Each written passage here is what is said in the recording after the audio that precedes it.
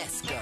Live from the Dan Kosky Center for the Study of Languages on Asylum Hill, I'm Kyone Wolf, and last night I was in a bar, and this Klingon guy walks up and he says, "Are you from Tennessee? Because you're the only 10 I see." And I told him, Today's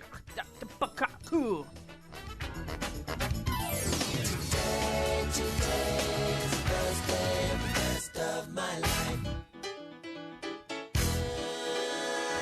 Unfortunately, that turns out to mean there are 12 rabbits in my pants. Today on the show, dying languages and newly constructed ones. But first, a long-form chat with Environment Commissioner Dan Esty. And now, Jabba the Hutt called him a total power rondi sloy, Colin McEnroe. That's right. Later in the show today, we will be talking about dying languages, a specific dying language, and also the construction of new languages for fictional worlds. But first, we did want to talk to Dan Esty. Dan Esty is a much celebrated writer and educator on environmental issues, and he's now the Commissioner of Environment and Energy here in Connecticut. It's been an interesting few months, and as he faces the learning curve of public office, although not your first time in public office. You worked with the EPA, the Bush administration. But let's just sort of begin, and there's all kinds of things that have come up that I'm sure you want to talk about. But let's begin with your philosophy, because you come in, with a series of books that you've written. You come in with the reputation of being a business-friendly environmentalist, and explain what does that mean for you as in this job. So I think, let me start by saying I have suddenly come to realize that in this job, I am having to relearn a lot. Mm-hmm. So for a guy who was a professor for the last 18 years, suddenly I'm a student again. Mm-hmm. And, I've gotten some things wrong. But the core approach, as you say, is to think hard about where and how we're going to make environmental progress going forward. Mm-hmm. And for most of the last 30, maybe even 40 years, people have thought the critical point of intervention to drive us toward cleaner water, safer chemical use, better air for breathing has been regulation, and that the key point of leverage is government. Mm-hmm. And what I have come to conclude after 20 years of working in this arena is that government's really important, but there's a great deal that can be done with a focus on business as a key point of leverage. And that if you can get business to step up and solve problems, create new technologies, you can move down the field much more quickly than if you rely on government regulation alone. So does that mean you kind of have to have two hats? You're going to have even more than two hats in this job in some ways because of the energy component. But are you sometimes putting on your kind of sheriff hat and doing the regulation and the intervention, and then sometimes putting on more your business guy hat and doing the partnership model? And if so, what's the trigger point? At what point does a business trigger the switching to the sheriff hat? So really, I would say there's actually three different hats. Mm-hmm. One hat, and the easiest one maybe to talk about, is environmental steward hat, mm-hmm. where we're taking care of our parks, our forests, our wildlife preserves, Long Island Sound. And that's really a management job of trying to make sure that these resources are preserved and we have access for the public.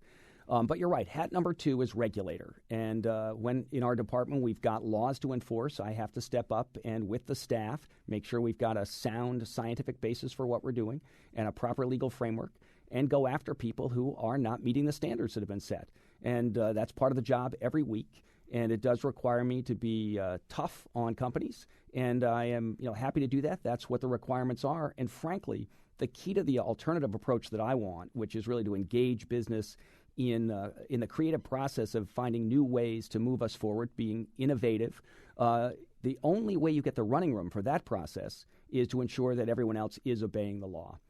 So the third job, as you say, is trying to really focus on innovation, trying to get companies to solve the problems we have. This is particularly important in the arena of clean energy, where we have a really serious challenge in front of us. We've got a fossil fuel-based economy that creates lots of problems, from local air pollution to consumption of water to greenhouse gas emissions. And the goal is really to try and drive a creative process that gets us alternatives that are both cleaner and cheaper going forward. Your immediate or nearly immediate predecessor, Regina McCarthy, had a terrific reputation, and I think everybody in the state who cared about the environment thought pretty highly of her. But that her tenure was preceded by the Rowland years. And in the Rowland years, the DEP in some ways got a pretty bad reputation. There was an article I'm sure you've seen from 2004 in E! Magazine, an environmental magazine. The headline, I think, was the Department of Environmental Corruption. There were questions about whether regulations were being enforced at all. The top lawyer for the department was eventually fired in the midst of a kind of controversial lawsuit in which her silence appeared to be after having attempted to be a whistleblower, her silence seemed to be negotiated from a series of settlements. There were questions, once again, about whether friends of the administration could have environmental issues fixed by a guy in the department, sometimes known as Vito the Fixer. And so I guess some people might be looking at that and saying, I wonder if we really had this 30 years of enforcement that you're talking about. You know, has Connecticut been so by the book with environmental regulations that it's time for a new vision, or do we still really kind of need to see what it's like when we really go by the book and do standard, old-fashioned, old-school environmental protection? Well, there certainly was a bad moment there where Vito the Fixer was active, and I think people did not have a confidence that the laws were being carried out in an even-handed way that was above and beyond politics. I think you've seen over the last 5-6 years a quite steady enforcement of the law in a neutral way that takes seriously the framework of law that we have and good science as the starting point for where people are called to account for actions that are not within the boundaries. So I do think we are in a pretty good place in that regard. But let me also say that I think one of the other lessons is that even as we insist on people meeting standards, we've got to find ways to do that are more effective and efficient. Right now, the process takes too long. It's too slow. A lot of the current framework of law is around giving people permits. But if people don't know what they're asked to do because it takes them 18 months to get a permit, that's not a good thing. So we do need to find ways to be tough-minded, enforce the law, but also to do it in a way that's efficient and fast. You know, I think I hear this from everybody, that the permitting process takes too long in Connecticut. And I don't think there's anybody who disagrees with that. But beyond that, there are some questions about whether we have the right regulations, whether we require the right permits, how much of that needs to be reformed and streamlined. I'm sure you saw the article in the Connecticut Mirror where Carl Wagner, who's the chairman of the Council on Environmental Equality, he kind of questioned whether or not Connecticut is too strict, too tough, too limiting environmentally, granting the fact that the permitting process takes a long time and probably is going to continue to take a long time if you have to have staff cutbacks, because that's kind of a big part of it. What was your response to what he was saying? Because he seemed to be saying, hold on, let's not overhaul a series of environmental regulations that are basically sound and work and good and aren't out of line with national standards. So, Colin, I think you're exactly right. I have little problem with the environmental goals that our law reflects, and I think the regulations in most cases are quite carefully crafted to meet appropriate standards, to drive us in the right direction. But I do think the end point is not the only thing that matters. The process for getting there is important, and I think we have been slow and burdensome, and we need to be better in that regard. So I think Carl Wagner made a good point in arguing that the problem is not fundamentally the direction we're going or the standards that people are being held to, but how they are being held to account to those standards. So I think we can maintain very high environmental standards, match the best of the standards across the country, but do so in a more efficient way that is less burdensome on the regulated community, but is also ensuring that we get protection for the air, the water, and the land. Well, let's talk about a few specific cases that have troubled some people. I'm already seeing a call on the board. 860-2757-266 is our number, by the way, about the so-called Haddam land swap. Now, this was a case where not that people didn't object to the way you got involved; they objected to the way you didn't get involved. We're talking about the swapping of a relatively small sort of portion of environmentally protected land along the Connecticut River for a slightly larger forested part elsewhere. There are a lot of people who felt that swap never should have happened, in that land along the river was under a restrictive deed, had been sold to the state for environmentally protective purposes, and that game shouldn't have been changed, and they wanted you to do something. And as you know, just from going around the state, they're still mad at you. But there's a few people that are mad. I think most people understand this is not the biggest issue in the world. And frankly, let's be honest, the process that was followed in this case was not a good one. The legislature intervened and sort of circumvented the usual review, the usual analysis, and kind of dictated an outcome. And, it was not how I would have liked to have it done. But I wasn't asked. I mean, it was up to the legislature to choose how to unfold the process, and they chose a particular path. What I was asked was a fairly narrow question by Governor Malloy. Is this swap such an environmental bad thing that it's worth vetoing a whole package of land deals? Because it was this and 11 others that would have gone down at once. And frankly, the facts were it was not just a little bit more land. It was 5 times as much land adjacent to a state forest. And frankly, the land that the state was giving up had groundwater contamination that we were not in a position to address, which a new landowner might well have to take account of. And I guess on balance, and again, my letter to the governor on this is out in the open, I said it wasn't clear. It wasn't obvious that it was a good deal. It wasn't obvious it was a bad deal. And on that basis, the governor chose not to veto the whole package. So, would I wish to have future land exchanges done in a more thoughtful way following the process? Absolutely. But was this, the biggest environmental deal of the year? I really don't think so. Some people would say, well, this was a case where you had not only landowners and citizens of the area screaming for you to intervene. You even had some legislators, and Ed Meyer was trying to get you involved. But let's say it was actually screaming on both sides. Screaming on both sides. But and really, if you looked closely, probably a little louder screaming in favor among local officials, a split among the legislators, and a split among the DEP former commissioners, the DEP former commissioners. My predecessor immediately had said, not a good deal. The one before that had said, yeah, maybe this is the thing to do. So I felt it was not, a top-tier issue. On the other hand, some people would say, well, down the road a few weeks or months, we had this CL&P case about smart meters where you did intervene. You perhaps with fewer people clamoring for it, you did intervene. The utility regulator had prepared a ruling after taking testimony, and then you were criticized for sort of jumping in and saying, hold on, stop it. I want to suspend that. I want to look at the whole policy structure underneath this ruling. And so I think a lot of people would say, well, how come he didn't want to intervene when people were asking him to intervene in the Haddam land swap, but he did intervene when, as far as we can tell, nobody was asking him to intervene? Actually, it's not true that no one was asking. The new energy law that we had, Public Act 1180, actually positively mandated that the kind of a fundamental aspect of the new approach to energy going forward, and this is what the governor had asked for, the legislature agreed to, was that before making energy policy through the back door of public utility control, that we do it through a front door of an energy policy process. And the legislature had mandated that process, and all I asked for, frankly, without knowing what the outcome was going to be of that Public Utility Regulatory Authority decision, I didn't know which way it was going to go, but I said, whatever way it's going to go, this is not what the legislature asked us to do. What they asked us to do was to lay out a thoughtful, systematic approach to energy efficiency, including smart meters, and I said, let's hold off on a regulatory decision until we've got the policy framework in place.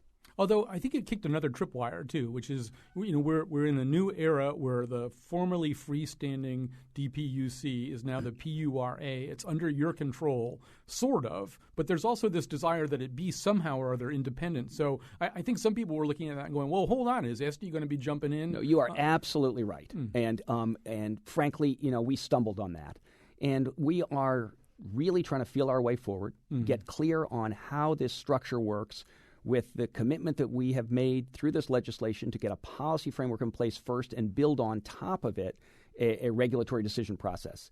So some people say, in fact, maybe you just said, that the new PURA is under me in the Department of Energy and Environmental Protection. What I like to say, no, I'm under them, by which I mean that I lay out the policy framework with my new Energy and Technology Policy Bureau. And from that framework, then regulatory decisions go forward without intervention by me or anyone else in the department. Well, there is a kind of independence at that point. So, and let me make sure I understand this. So in the future, let's say Jack Bykowski has another ruling. But what if you look at that and you say, well, wait a minute, that's not the policy framework we laid out. You're not following the policy framework we laid out.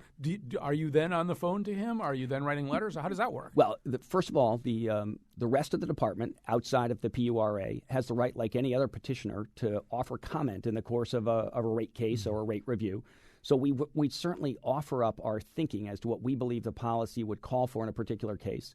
But the 3 directors of the PURA are independent. They can make decisions within what I hope is the framework we've provided, but they have the ability to make a decision that we are not in a position to second guess.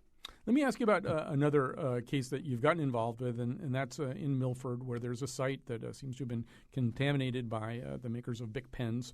This is a long-running case within the DEP. There seemed to be, or DEEP, both really, and there seemed to be kind of a moment where maybe they were going to go forward with some hardcore litigation on this. You've kind of jumped in and tried to put together some kind of framework for a settlement on this. This again has kind of raised some eyebrows, and there's some stakeholders down there. A lawyer for I think adjacent landholders are saying, "Well, what's SD doing now?" And this seems a little irregular, and we're a little concerned. So let me stop you there, though. It's not irregular. Okay. There's a longstanding, both legal foundation for and active practice of the commissioners trying to move cases forward and bring them to resolution. The choice of litigation for years, and this case has already been going 7 years, is time-consuming, resource-consuming, and frankly, in many respects, not good for any of the parties. So what I did was totally within the normal bounds. Although I have to tell you, I'm learning that everything I do now gets scrutinized in ways that I wouldn't have imagined. And so I had to become much more careful. And in that regard, I have to say that there's limits to what we can talk about today, because it's a pending legal action, and one where, all I can say really is that we will absolutely guarantee that the citizens of Connecticut's right to careful environmental protection, ecological guarding of core resources, and public health protection will be the decision point that we focus on from the deep point of view.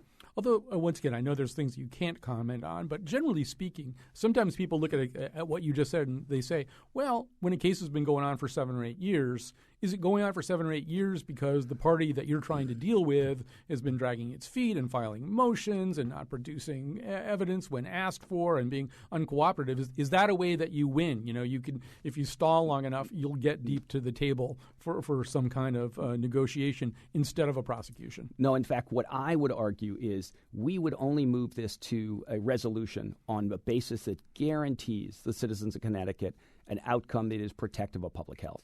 And I would do it because I might get the chance to deliver that good outcome sooner than if we go on with litigation for years into the future. So I do think there's a trade-off here. And I think there's a broader point, Colin, that it's worth talking about.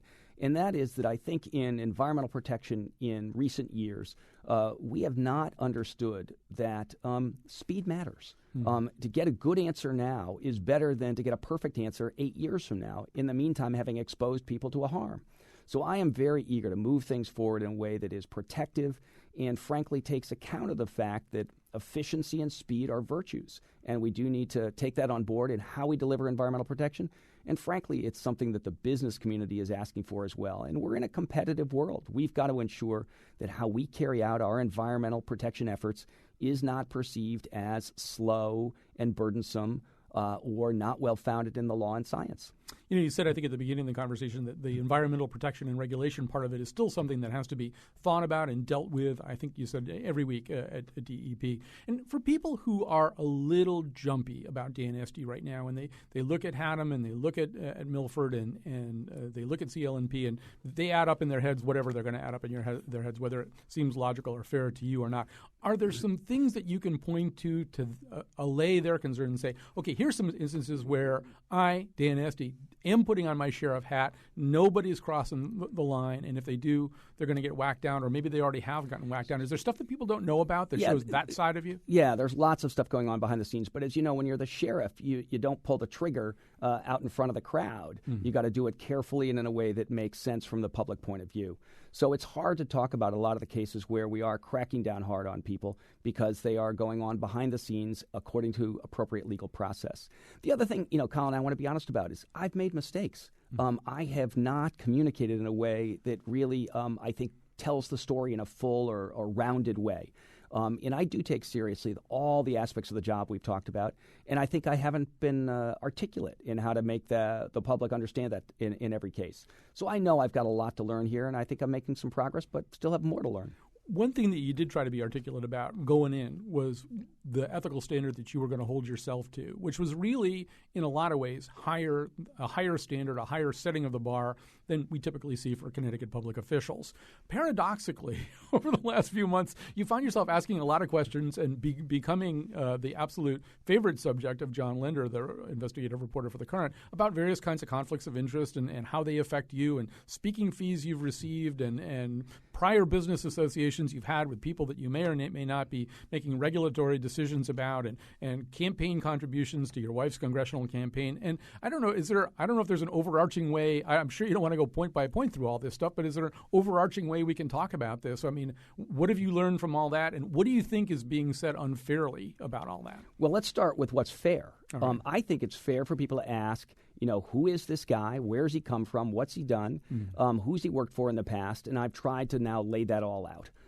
And I think it's, I'm completely committed, as you pointed out, to trying to establish a very high standard for not having a conflict of interest and being open about what my past business associations have been, where they've been significant and where they haven't. And I think I've now done that, and I will be filing, if not today, then tomorrow, a request for an advisory ethics opinion, laying out all that I've done and getting the official process to say whether I've done the right thing or not. And if I haven't done all that I need to do, I'll do more. So I really am committed to meeting the standard of the law and going beyond where appropriate.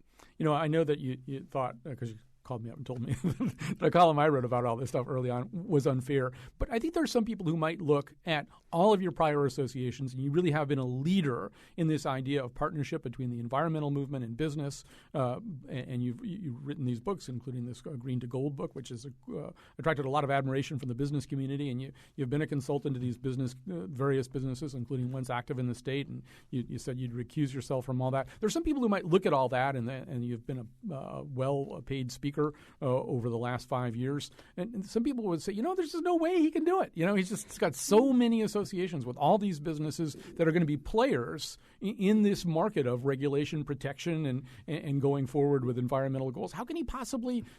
He's got too much baggage. So let's dig into that, because that's again, it's a fair question. So there are already a couple of cases, but only a couple, where I have had to say that case I'm not working on because I had a direct relationship with a company that's involved.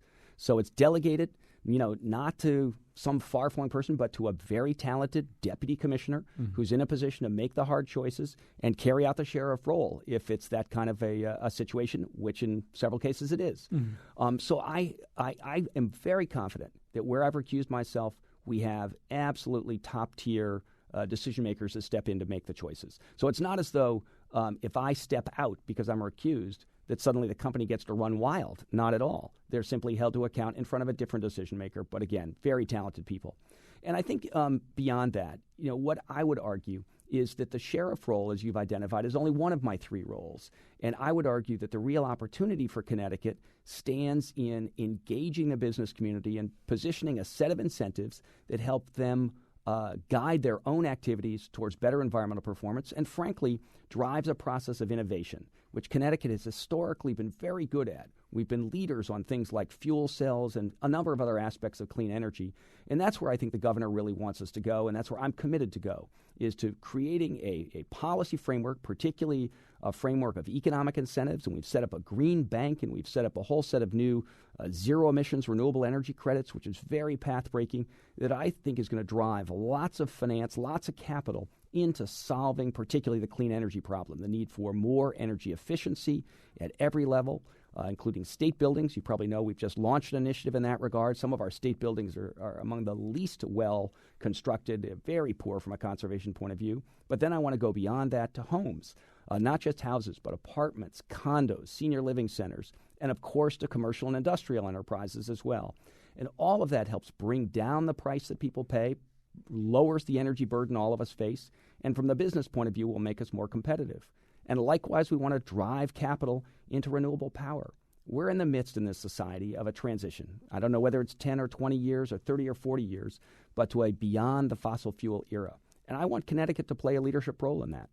We're talking to Dan Esty, our fairly new commissioner of Environment and Energy Protection. Last set of questions here. You said earlier in the interview you think you've made some mistakes and maybe haven't communicated everything perfectly. I think in one article I read you even referred to your tone in one letter as jerkish. Well, that was referring to my the famous letter on smart meters, which, in retrospect, the language was just flat out wrong. No, I like jerkish was better. Well, I mean, jerkish is one of the dying languages we're going to be talking about in the next segment is Jerkish. Which is a country near Turkish, right? But I'm just sort of wondering. Okay, so you're taking on some of the blame or whatever we want to call it for that. Do you think the press has been unfair? Do you think John Linder he's been telling a bunch of articles about you? I have come to appreciate again, and I said earlier, I'm shifted roles from professor to student here, and I'm in a very different realm than I was sitting as a professor at Yale, or even out there commenting on issues of the day as a policy guy, or trying to help companies step up. And that's a whole other area of my work where I've really tried to make it clear to companies that by taking environment and sustainability seriously, it's not just a burden, not just regulations to follow, cost to bear, risk to manage, but there's an opportunity to actually save money and to solve their own customers' problems and become kind of solution providers, and to make money doing that, to better engage with their customers.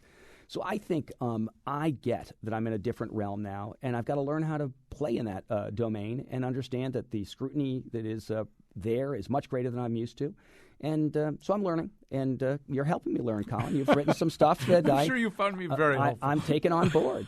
The last question. Your wife is running for Congress. She's running against the Speaker of the House, among other people, in what will be a primary campaign, we assume. He's raised a hell of a lot of money already. We just found out, and from all kinds of different sources. She's got to raise money, too. How are you going to handle that? She's going to have to raise money from all kinds of, I assume, business sources and stuff like that. We've looked carefully at the laws here and the requirements, and it is clear that she is able to raise money from a variety of sources. It's a federal office she's running for. I'm a state official.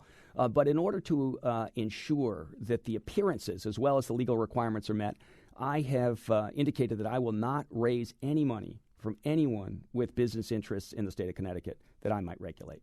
So I'm going to absolutely steer clear of that.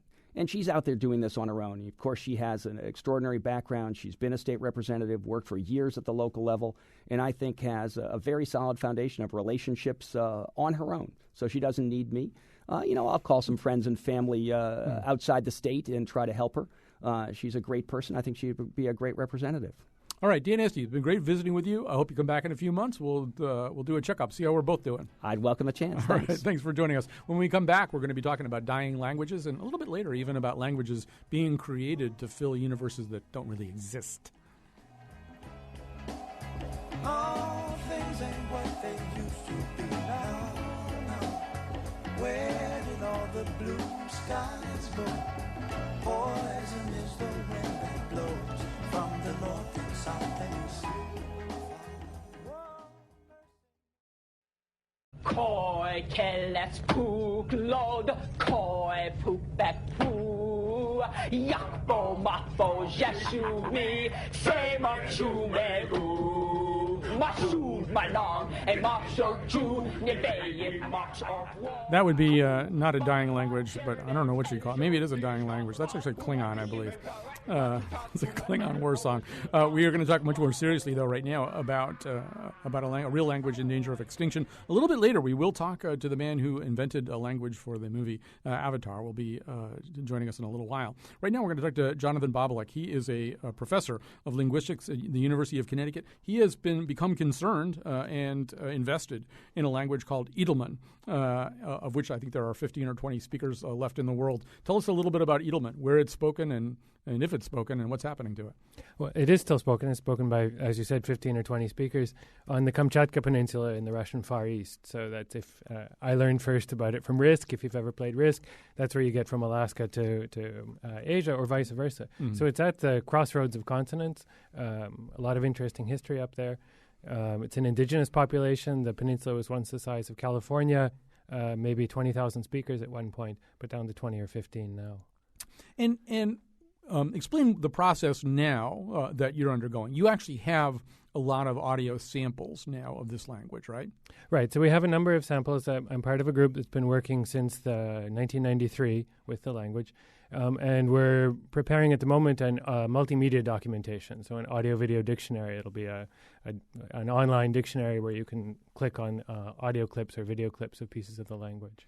Now, if there are only 15 or 20 people left on this peninsula who speak the language, but there are a lot more people than that on the peninsula and who are probably ethnically kind of part of that world, is it your goal to kind of reacquaint a new generation of people there with the language that was spoken there and that's dying out?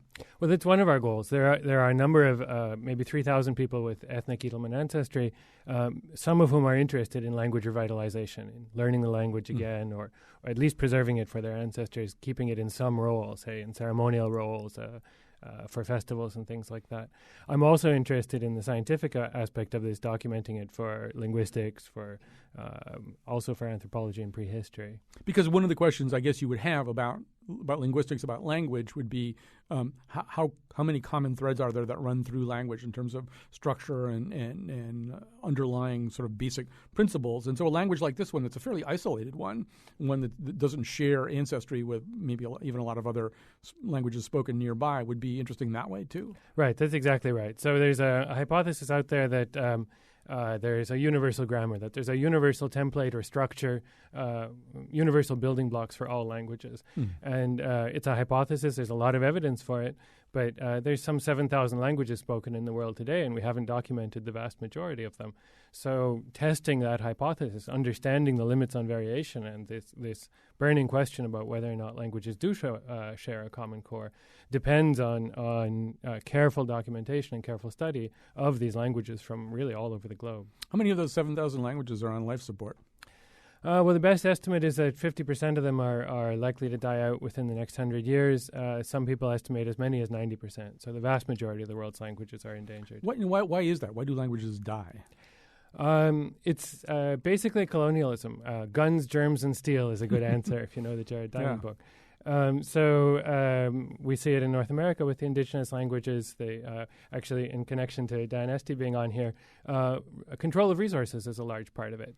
Where the languages are spoken, if another culture comes in, wants control of those resources, they're economically valuable, they'll displace the indigenous populations. And that's happened all over the world, the colonial history. It's still going on right now.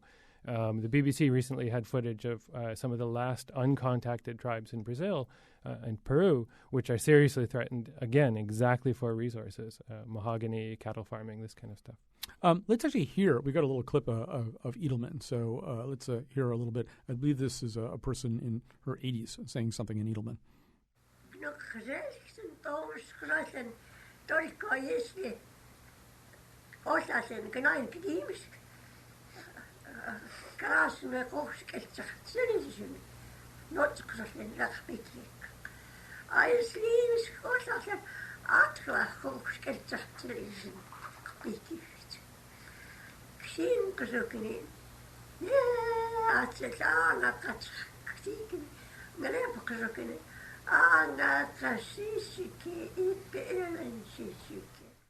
You know, first of all, just to talk a little bit about intonation there. If you're listening and kind of applying your own kind of Western sensibilities to that, something kind of maybe mirthful sounding in her voice. On the other hand, if you've ever been in a culture where intonation is completely different from English, that's a rather dangerous road to go down. So, in terms of first of all, do you know what she's talking about? Yeah, sure. This is part of a folk tale, and in fact, the intonation. Your example is exactly right here. The intonation is not what the English intonation would suggest. It's part of a story about a wingless gosling, and this is the mother of the goose telling the wingless gosling, "We're all going to fly away because otherwise we're going to freeze to death, and we're going to leave you all alone." I'm warning her, if a woman in red comes, don't go with her. But if a woman in white comes, you can go with her. It plays out later in the story, and it ends. I think Dan Esty opens a lot of his speeches with this story, actually. But go ahead. And it ends, of course, with the brief little song of the wingless gosling sitting alone on a lake, saying, "Mother, why have you abandoned me? I'm alone without wings." So hardly mirthful. Well, in terms of what you're trying to do, and by the way, if people have questions about this, our number, 860-275-7266, 860-275-7266. It's one thing to speak a language, and it's another thing to understand or be able to explain, I guess, its grammar, its underpinnings, its syntax, its subtleties. You've got 15 or 20 speakers of this language left, and once again, the language is spoken in the most northeastern part of Russia, basically, on a peninsula. Are those people able to explain explain to you how the language works, or do you have to kind of divine that from listening to it and kind of decoding it? Well, divining that is what we do as linguists. In fact, most people are not able to explain their own native language unless they've been schooled in it. And in fact, the state of grammatical knowledge in English, most people are not able to explain the grammar of English at this point. We think we have ideas about it, but people have commented recently, if you look at what pundits are saying about the use of the passive voice in English, most people without higher education in say, an English major or a linguistics course don't actually really know what the passive voice is, let alone explain why we choose one as opposed to the other. So we wouldn't expect people anywhere in the world, really, to be able to explain the intricate details of their grammar in the sense that we're looking for this universal grammar, for these universal building blocks. That's our job, to collect as much of the data as we can. And through a process of question and answer, can you say this, can you say that, which way sounds better, divine these properties and describe them. Do the people who live on this peninsula, particularly the speakers of the language, but do they understand and endorse and cherish what you're doing, or is it, oh, here comes Jonathan again? Is it a goal for them to preserve their language? We talk in this way about a goal for the culture or the people or the community, but the community is a collection of diverse individuals with different opinions. There are people there who wholeheartedly embrace this and are really glad to see this happening. There are people there who have no interest in this whatsoever and think it's a waste of everybody's time. I think you'll find that anywhere. By and large, I think most of the people in the community, certainly most of the speakers, are really actually very happy for the interest in the language. And as I said, there's a group of people that want to see it revived, that want it's being taught to younger generations. They lack a lot of material for teaching, but they're happy that we're working on this. An offshoot of what we're doing is preparing pedagogical materials for this effort. We have, I have as a friend, and we have as a friend of the show, Humphrey Tonkin, who's one of the real kind of leading lights of the world of Esperanto. And is there, in your research, you're looking at, among other things, as we said, the kind of underlying structures of language. What makes a language, and are there things that kind of work almost universally in languages?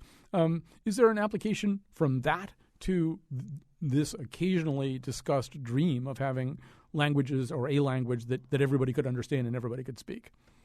I guess the short answer is there's pedagogical applications in the sense of, if you happen to have that dream, which I don't, but if you did happen to have that dream, you might want to look, as I gather the inventor of Navi has done, at what these patterns are that are universal, because you could put those as ingredients into your language. If you tried to create something that violated universals, that violated the natural patterns of languages, it would presumably be harder to learn.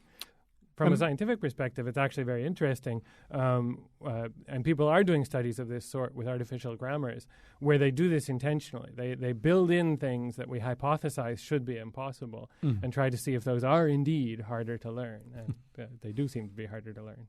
All right, let's, since we're talking about, he mentioned Navi, Jonathan is going to have an opportunity to talk and ask questions to somebody who did invent a language, and it's probably not going to help anybody in any indigenous situation except on another planet, but we'll take a little break. We'll come back. We'll talk to the inventor of Navi.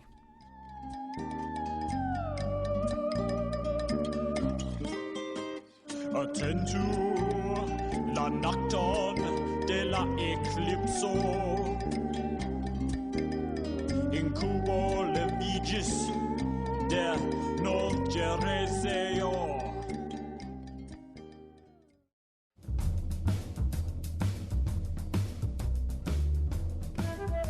There's an Edelman joke about what a walrus and the president of Tupperware have in common. Wait, apparently I'm not allowed to tell it.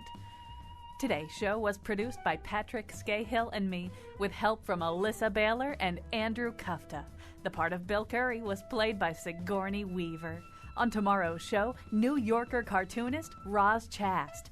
And now, back to Colin. So we've been talking to Jonathan Bobolik, who's a professor of linguistics at the University of Connecticut and who's been studying and working to analyze and preserve a real-life language that's very much in danger on a peninsula in Russia.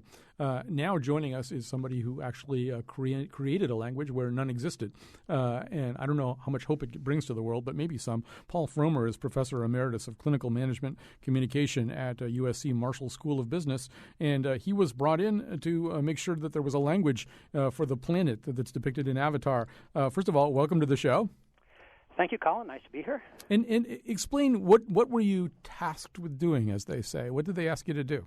Well, James Cameron pretty much wanted a complete language for the planet of Pandora. I mean, so much detail went into creation of that world that he didn't want to skimp on the language.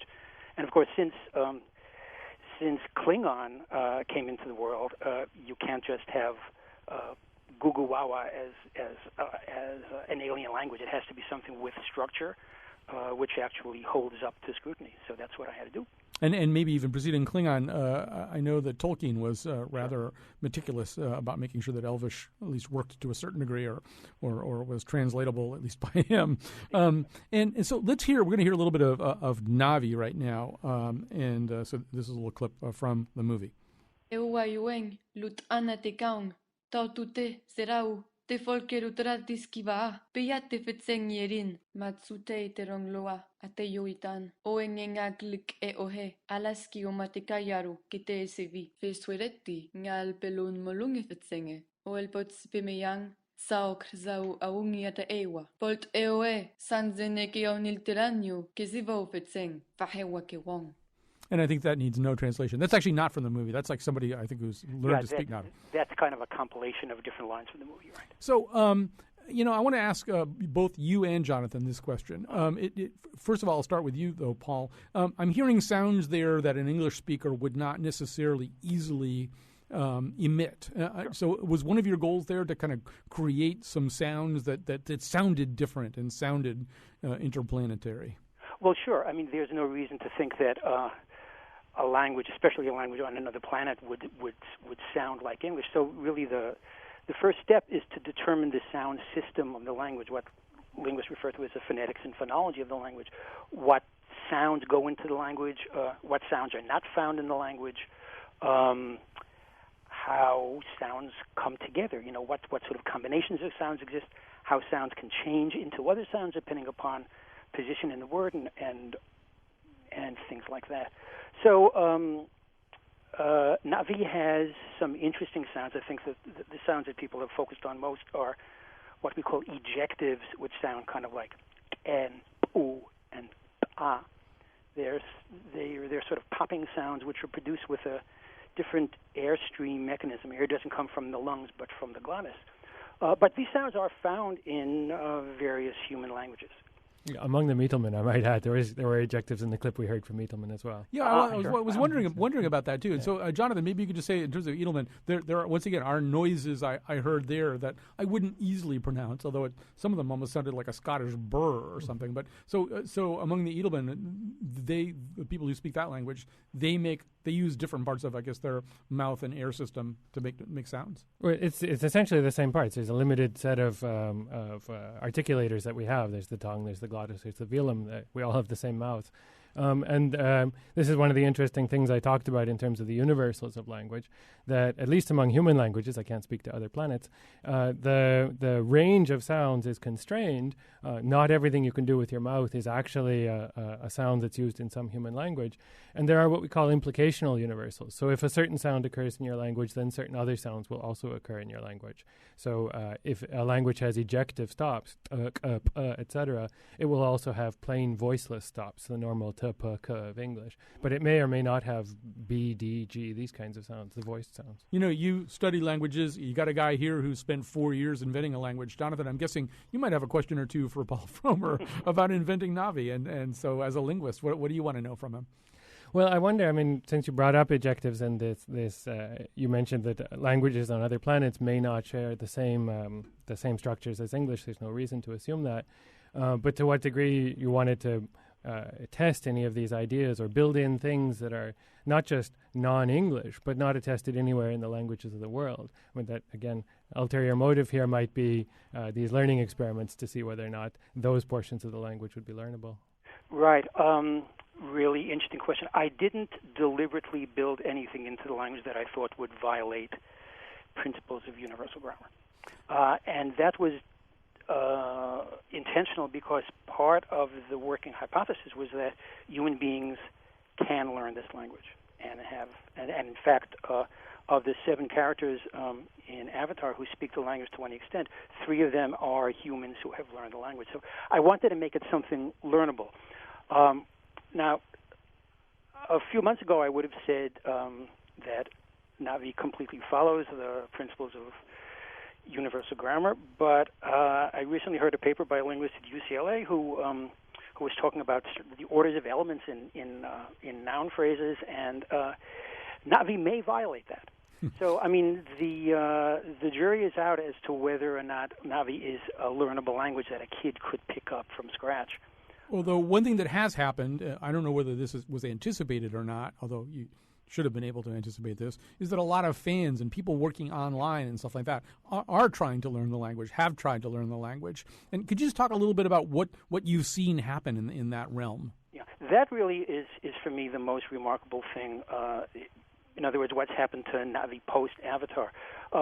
In a nutshell, there's now a community of people all over the world who are avidly studying the language, and not just studying it, but using it for genuine communication. I mean, I have heard stories of people in different parts of the world who don't share a language other than Na'vi and are actually being able to communicate on it.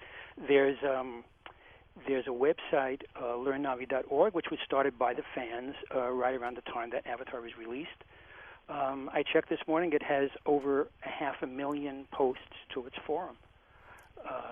That's really both fascinating and disturbing. It's a little of both. Although I'm sure if we didn't keep our producer Patrick Scahill a lot busier, he would be learning Na'vi as well. I feel as though good manners requires that I learn to say something in each language. So, Jonathan, how would I greet? Can you maybe teach me quickly how to greet somebody in Edelman? Last Sunch. Last Sunch. Mm-hmm. All right. Close enough anyway. Yeah. Close enough for government. Last Sunch. Yeah. And how would I greet somebody, Paul Frommer, in Na'vi? Well, the word for hello is kalt'e. That's hard. Kalt'it. Kalt'e. It's with one of those ejective sounds. And I see you is welngatikame. All right, and so that kalt'it. So I don't finish that vowel sound at the end. It's kind of it's a vowel we have in English, but what we don't have in English is that vowel at the end of a word. In fact, that was one of the things that the actors found most challenging, is to put a familiar sound in an unfamiliar place. And Jonathan, it must be both tempting and frustrating and interesting to you to listen to Paul Frommer talk about these people jumping online and learning Na'vi.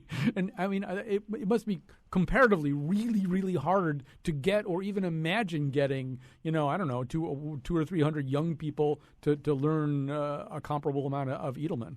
Well, sure, but I guess the question here, in a sense, it's not surprising because this is connected to one of the questions about why languages are dying out. Languages are, in part, a mark of identity, in-group, out-group, belonging to a particular group defined by its language. How many people are there in the world that want to declare themselves as members of the Edelman community? It's not large. It's a few thousand. How many people want to declare themselves as members of, whatever this community is, sci-fi fans or, giant blue people or something of this sort? There seems to be a lot of people with time on their hands that want to associate with being part of this group. So it's not surprising, but it is sort of depressing how many languages the world over where there's this break between the oldest generation and the new generation doesn't want to self-identify as a part of this group. And Paul Frommer, obviously this must be very gratifying for you, but during that 4-year time of working on this project, were there moments where you thought, I'm losing my mind here. I'm making up a language for another planet. What am I doing here? There were certainly moments of challenge, but being connected with the film, being on the set, working with the actors, talking to James Cameron, that kind of really kept me focused on what I was doing. In terms of what Jonathan just said about community, I really think that's key. There's a linguist at the University of British Columbia. Her name is Christine Schroy. She's a linguistic anthropologist who's just done a study of the Navi-speaking community. And one of the things that has emerged from the study is the fact that if people feel a sense of community, a sense of other people who want to use a language, who are into it, who are supporting each other, that's tremendously important. And then there's also the cool factor, If you convince kids that it's cool to do this, then they're going to do it. Great point. Hey, we're out of time right now. Paul Fromer, thank you so much. Jonathan Boblik, also, thanks so much. Thanks also to Dan Esty. We'll be back tomorrow with Roz Chast.